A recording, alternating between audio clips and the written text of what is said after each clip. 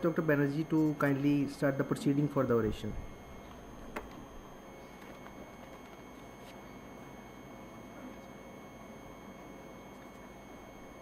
Ladies and gentlemen,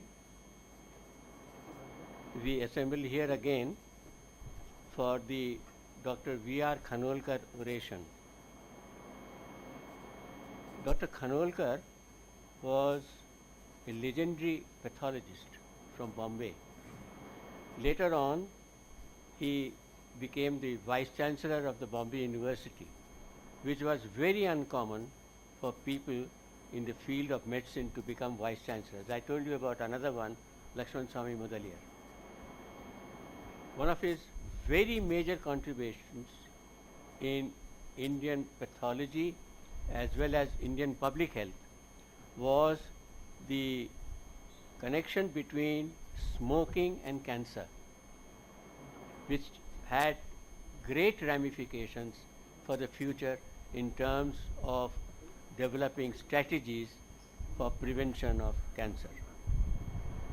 He was a Padma Bhushan awardee and he died in October 29, 1978.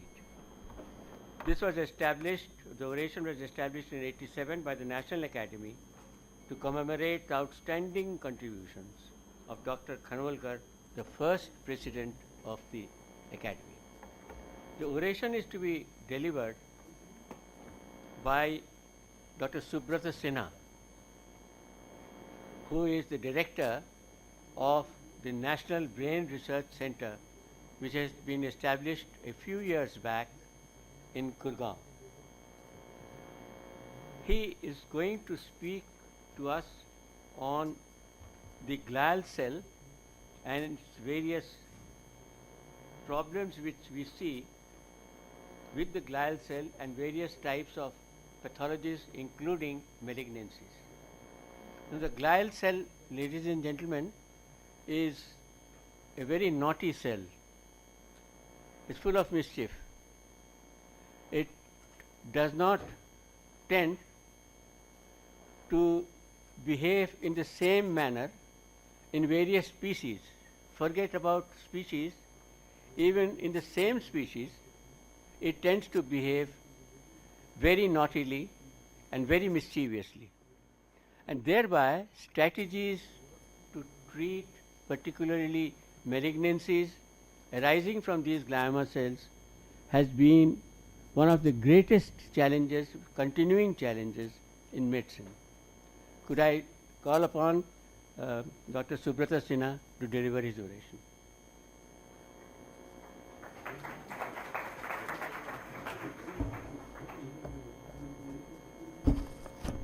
Good morning, everybody. And at the outset, let me express my heartfelt thanks at being conferred this oration. It is indeed an honor to be speaking in a session chaired by Professor Banerjee. As you know, that I work on glial tumors, and I have had a very close relationship with the Department of Neurosurgery, AIIMS. They are my collaborators, along with, of course, neuropathologist Chitra, Professor Tandon, Professor Banerjee, Professor Mehta. They have all been helping me and encouraging me. Dr. Mahapatra, before he left for Bhubaneswar, has been my long-term collaborator, and still we continue our collaboration with other faculty colleagues from neurosurgery. I would also like to express my thanks to National Academy of Medical Sciences and Professor Bajaj for being one of my, Professor Bajaj especially for being one of my mentors and my teacher. Presenting a case as a third year undergraduate to Professor Bajaj is a life-changing experience, let me assure you. It makes an indelible mark in your mind. So, with this, I'd like to come on to the topic of my work, which is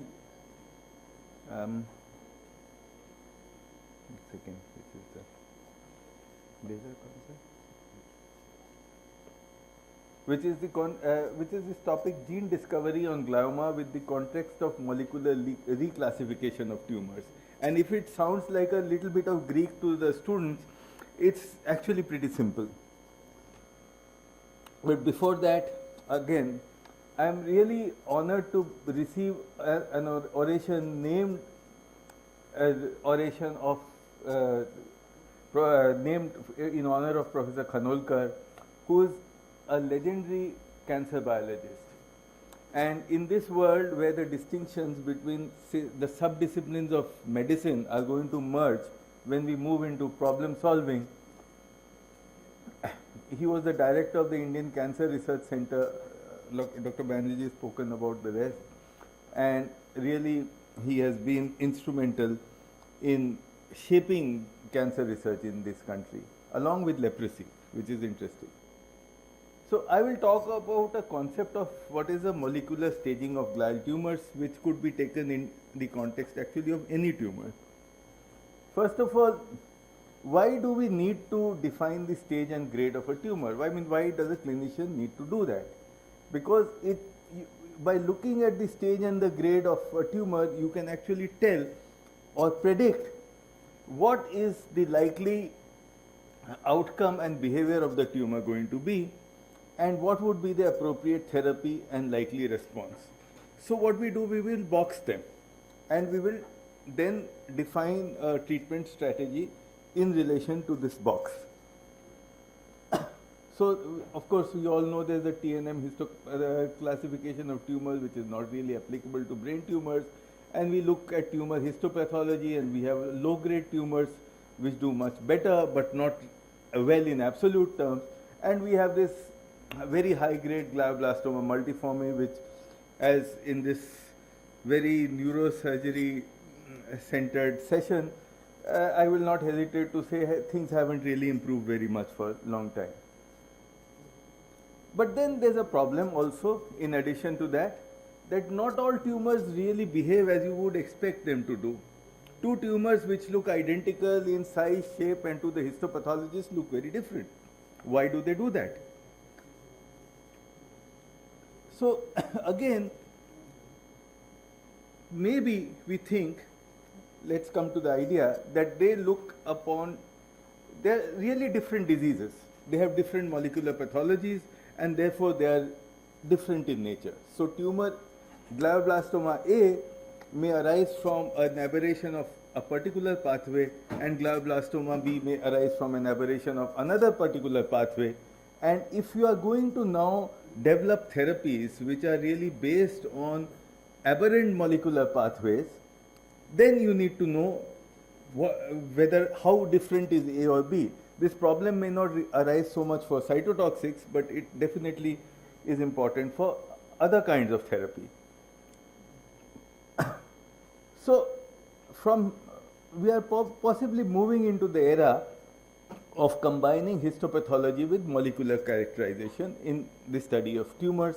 Already immunohistochemistry, by looking at proteins, looks at the products, but that molecular biology, histochemistry, these are all kind of ways in which we can determine the exact molecular pathology of a tumor. We've already done it for breast cancers. Actually, breast cancer classification has changed over the years. We know that we use anti-estrogen tamoxifen for estrogen positive tumors. We've already done a molecular classification that a tumor which is ER positive is different from a tumor which is ER negative, even though they may look the same. So it's the same concept I'm trying to carry forward. And same way, Herceptin, when HER2 new receptors are overexpressed, so we have this antibody which would be a kind of a specific indicator. So again, we have molecularly subclassified these breast tumors. So coming to the brain tumors, there are these different grades of glial tumors.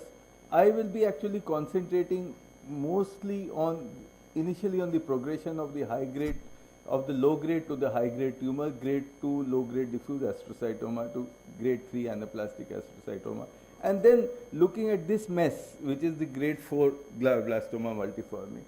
And I'll try to really give a summary or an outline of a work as coherently in a brief span of time. These are just different histologies, we'll not go into that. One interesting thing which has already changed in glial tumors is the story of oligodendroglioma.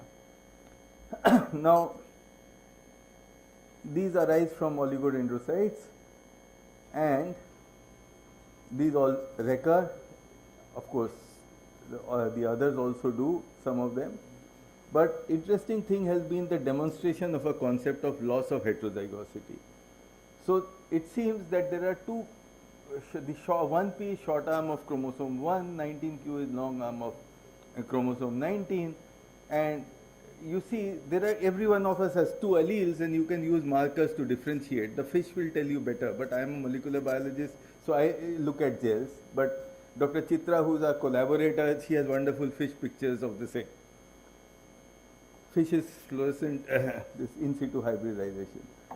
So here everyone has two alleles which can be marked out. So this is the allele in the blood, this is the allele in the tumor, and when both are different, as one comes from the mother and the father, and you can distinguish the two alleles, then you will get this concept of loss of heterozygosity, that here in the tumor has lost one allele of short arm of chromosome 1 and one allele of the long arm of chromosome 2.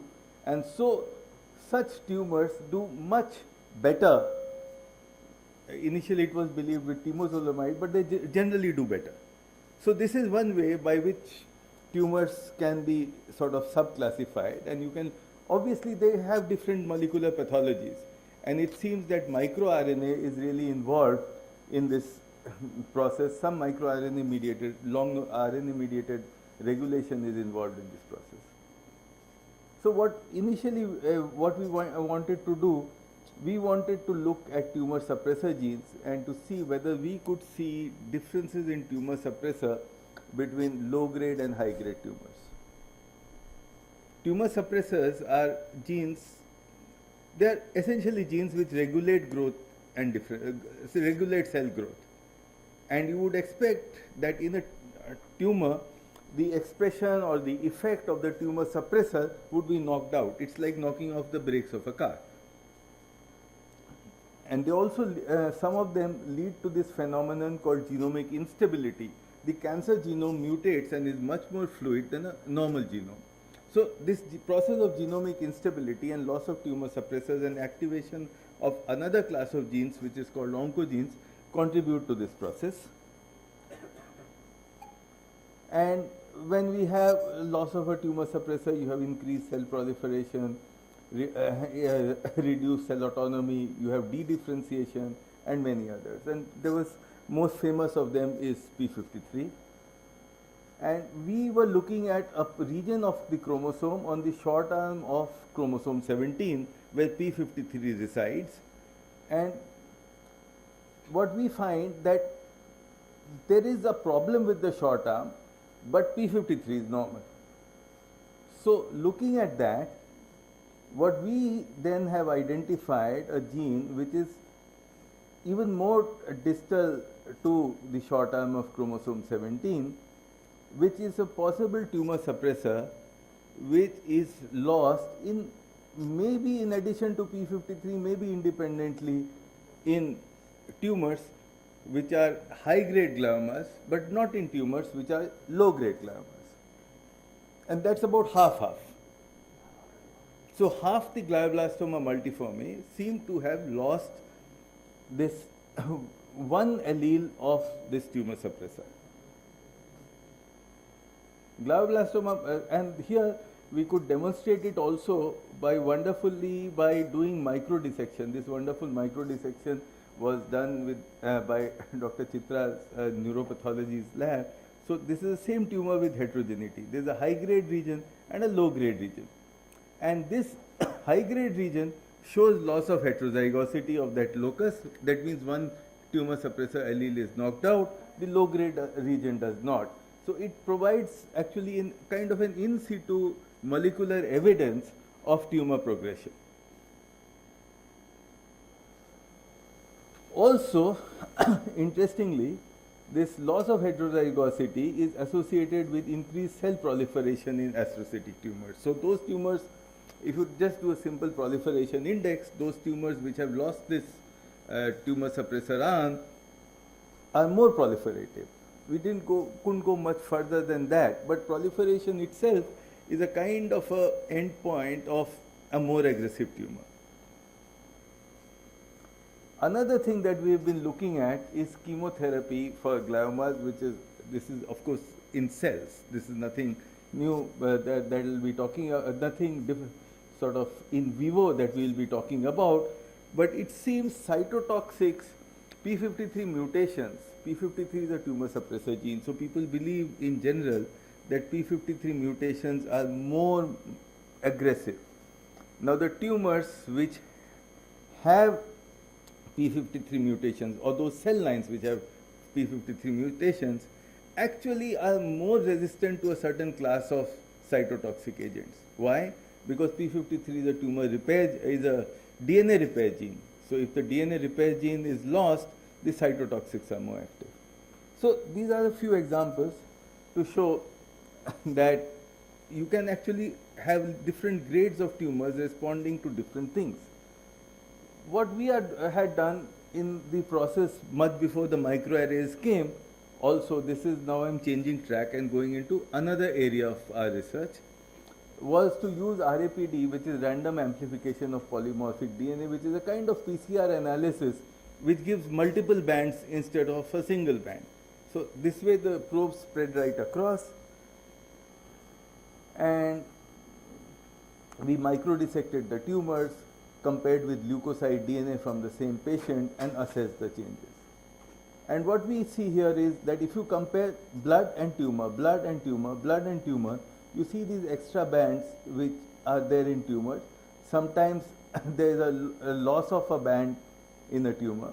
So what do these mean? These means that these are changes which are occurring between the blood and the tumor DNA. So these are regions of DNA which have been altered in tumors.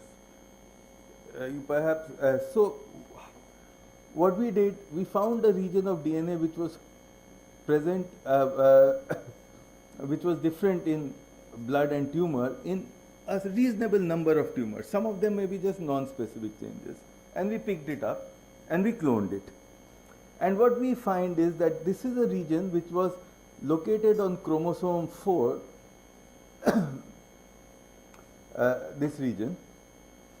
And then we found that this is a gene which is actually homologous to a gene which had been identified as FAT1. FAT is actually means fat. It was discovered initially in flies, in Drosophila.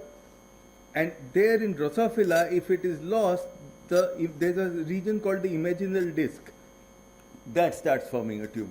So it's a kind of a tumor suppressor. So this is a part of a family of genes which is called the cadherin superfamily, and it is found to be essentially in Drosophila it functions as a tumor suppressor gene. And this is a huge number of cadherins that we find in human beings also. And this is classical cadherin. As you can see, fat is a huge molecule. And what it does, it participates in cell-to-cell interaction. And when you look at cancer biology, you know that cell-to-cell, the signaling between two cells next to each other is also very important for telling tissues how to regulate each other. Now, it's important for cell migration, and it results in actually, it sort of, when you knock down the gene by siRNA technology, it reduces cell proliferation. In Drosophila, it maintains the polarity of the cell. In human beings, it has been found to be both an oncogene as well as a tumor suppressor gene. So there are certain genes which can function as either A or B depending on the other mutations which are present in the tumors. And there we were able to see that there was a connection between FAT gene and COX2. COX2 is cyclooxygenase 2 gene, which is important for inflammation. Oops. And this is the connection that we have further studied. And this is the profile that we could get from a microarray analysis. That when we knock down this FAT1 gene, which we thought was a tumor suppressor gene, there's a MAP kinase, which usually functions as an oncogene, that level goes down. The COX2 level goes down. The VEGF, which is so important for angiogenesis, that goes down. And matrix metalloproteases, these are proteases which are important for tumor invasion, they go down. What goes up is actually a gene which is called PDCD4, very interesting name. It is called programmed cell death 4. So this actually is a tumor suppressor gene that goes up. So that means in the original state, fat is actually able to suppress this tumor suppressor and push the cells towards carcinogenesis. This is the same in a different, at the protein level actually, so I am not going to go into it more. But we did find that knockdown of FAT1 led to increased PDCD4 expression after glioma cells. So you knock down the oncogene and the tumor suppressor gene pops up. And the other thing is that there is a transcription factor. Now what is a transcription factor? Transcription factor is a protein that usually sits on a promoter and drives the mRNA expression further and further. So this transcription factor C-jun and phosphor C-jun, which is most active, that is also controlled by the oncogene.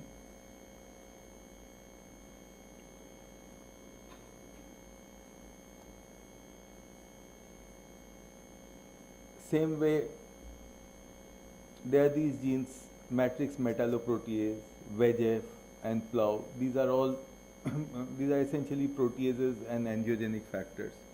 So a tumor, in order to grow and invade, needs to secrete these proteases so that the tumor can invade the tissue and attract blood vessels for new angiogenesis. So there is decreased secretion of the protease into the circulation. And so essentially what we see is that the take-home lesson is that the FAT1 knockdown is actually able to inhibit this kind of transcription.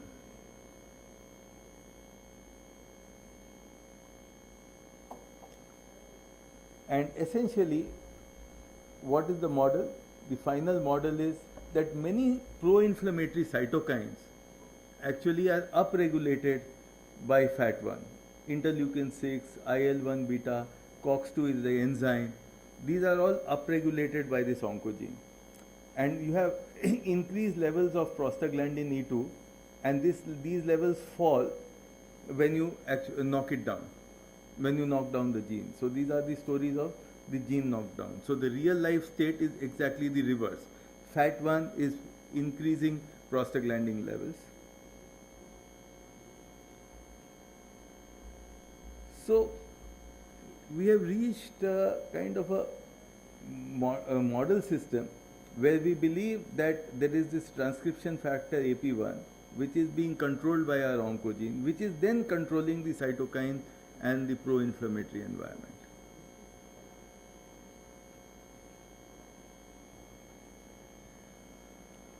When you look at primary GBM samples, resected samples from neurosurgery, we did FAT1 levels by quantitative real-time PCR. And of course, there's a variation. So what we did is we separated out these samples into quartiles. So comparing the highest and the lowest, just to get an idea of the extreme. These bore out what we had actually observed at the cellular level. That means when FAT1 expression is high, the tumor suppressor PDCD1 expression is low. So these are inversely correlated. On the other hand, the enzyme COX-2, which drives inflammation, that is positively correlated with FAT1. So FAT1 is high, COX-2 is high. The other point I want to say is that immediately all these are glioblastomas, they look exactly the same or very similar. A pathologist would classify them as one single kind of tumor, but you see that there is so much of variation in the molecular changes in two tumors which look exactly the same way, which brings me to the point that we need to molecularly reclassify certain tumors which look similar, and so possibly these kind of tumors will benefit, if especially if you're talking of specific therapy, they will benefit more by a different kind of specific therapy, which is perhaps COX-2 inhibitor or similar drug related, as opposed to this kind of tumors. So, or say interleukin 6. Interleukin 6 is also a growth factor for glial cells. So, specific therapy to affect the growth factors would also be useful in some tumors, but not be useful in another kind of tumors. So, this is the summary of the pathway that we have actually looked at. So when FAT1 is high, all the inflammatory cytokines are also high. And while we have published this work, after that there was another group which published this work looking at fat gene in different kinds of tumors. Now they looked upon it as an oncogene, but then they did some survival curves, and this is a presentation of the survival curves. Apparently when FAT1 is mutated or deleted, those patients have a significantly longer survival. This is their data. It is both seen in ovarian cancers and in gliomas. So essentially FAT1 is acting in these particular cases actually as a tumor suppressor gene. And this is another way that by taking a molecular marker, you can actually split up the tumors into two groups which behave very differently in response to therapy. So one of the purposes of classification is that. So what do we want to do from our studies in molecular biology? We want to determine the molecular determinants of a resistant phenotype.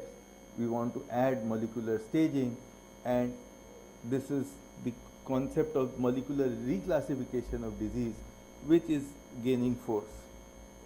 The same endpoint, different molecular features, and these have to be treated in terms of molecular analysis, microarray, macroarray, and also new variations of epigenetic modification, DNA methylation, preventing the gene from expressing, which is inherited from generation to generation. So epigenetics is coming up as an important classification. There are many, in glioblastoma multiforme, there have been many attempts to do that. Temozolomide, for example, benefits those tumors which have a methylated promoter, MGMT, O6-methyl guanosine transferase. So what temozolomide is a methylating agent. So if the enzyme is active, it removes the methyl group. But if the promoter is methylated, that means the gene is inactive, and it is therefore the drug acts better. Similarly, many of these tumors have increased level of EGF receptor and so on. And so some of these anti-EGF receptor trials do better. Sometimes people do specific targeting through overexpressed receptors. So this is the theme, that the molecular marker in a particular tumor becomes an indicator or is a target in itself. For example, we want to further establish the role of FAT1 and how we can target it to specifically attack FAT1 overexpressing tumors. In the end, this is the summary. The tumor histology is a consequence of different molecular pathologies. So you have anti-apoptotic markers, you have oncogenes, signaling pathways, long non-coding RNAs, microRNAs, cell cycle markers, markers related to invasion and metastasis. So This is this huge molecular khichdi which is brewed up inside the malignant cell. So how do we make sense of it? We need to study different molecular pathologies in addition to classical pathology. I mean, I have a great respect for classical pathology. Very few, the consistency of classical pathology relating just mainly on the eye is really remarkable. Then we need to move a little further and add on studies using bioinformatics in order to make sense of what we get in the lab to drive both prognosis, diagnosis as well as therapy. And finally, I'd like to acknowledge this work. Actually, this work has been going on for the past almost 15 years. What I've said is a summary. Dr. Kunzong Chostol, Dr. Partho Chattopadhyay, Tapasya Srivastava, these are people from Department of Biochemistry. Neuropathology, huge anchor has been Dr. Chitra Sarkar, with a wonderful insight into both molecule as well as pathology. Neurosurgery, we have a stream of collaborators. Professor Banerjee actually was a co-guide of one of my first students, long time ago. Dr. Mahapatra, Sharat, Deepa, and these are students, and I'd like to thank the core funding from DBT, ICMR, and now my own institution. Most of this work actually has been done in AIIMS Delhi, but I continue with this lab. So thank you once more for giving me this wonderful opportunity.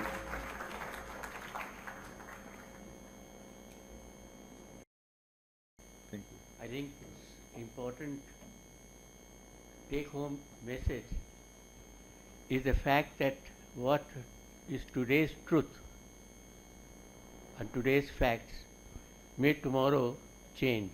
And this is where you see the structure, the histopathology suddenly becoming less relevant, not irrelevant, less relevant with all these newer molecular instruments which are there in our hand today. Thank you very much for making a very difficult subject lucid, and it is with great pleasure that on behalf of the Academy I would like to present to you your oration certificate.